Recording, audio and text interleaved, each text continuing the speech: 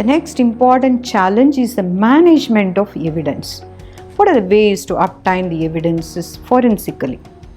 One of the traditional methods used in computer forensic investigation is exploration of data at rest stored on hard devices.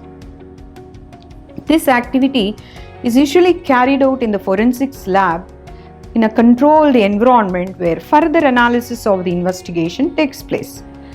Of course, as we discussed earlier, it includes operations such as copying the contents of hard drives, flash drives, CDs, etc.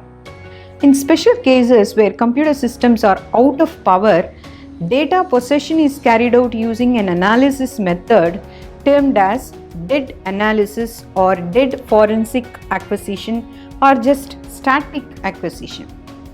This is considered as an essential technique to repossess physical evidences like DNA using fingerprint equipment, whereas a live analysis technique gathers data from the systems before shutting it down.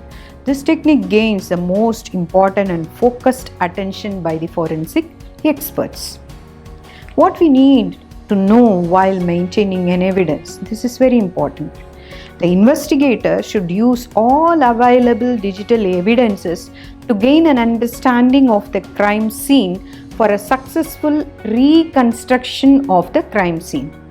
Some of the details we must note here are like where the evidence is, what the evidence means, how to put it all together, determining the reason why the system break-in along with the time and from which entry point, determine what are all the damages done to the system, who did those damages or how to determine who did it, determining the reasons for successful target attacks by the attacker, etc. Of course, there are certain tips for evidence collection.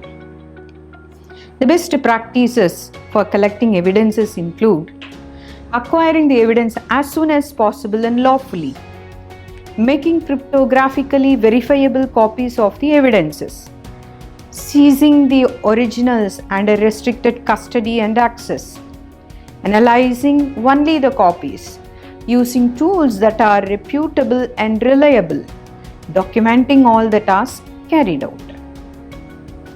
The next important thing is the storage of evidence.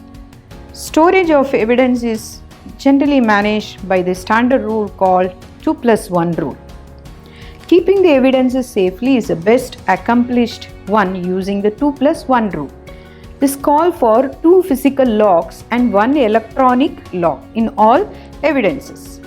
That is, locked in the forensic lab is 1 physical lock, locked in the evidence safe is the 2nd physical lock, password protected evidences is the electronic lock. So, planning for successful investigation of digital evidences should have the following steps.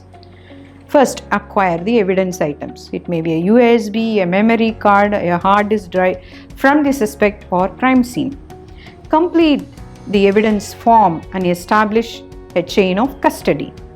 Next, transport the evidence to computer forensic lab or a unit of company in charge of the investigation. Next, place the evidence in an approved secure container. It should be even a fireproof cabinet. Next, prepare your forensic workstation, that is a computer with all the necessary or needed forensic tools.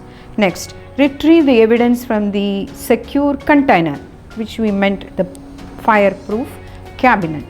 Then make a forensic copy, that is the imaging and the duplication of the evidence. Then the drive like USB, hard disk, laptop, whatever may be the case. Return the evidence drive to the secure container, that is the fireproof cabinet. Process the copied evidence drive with your own computer forensic tools, which is very important because this talks about the reliability and the trustworthiness of the tools that are used.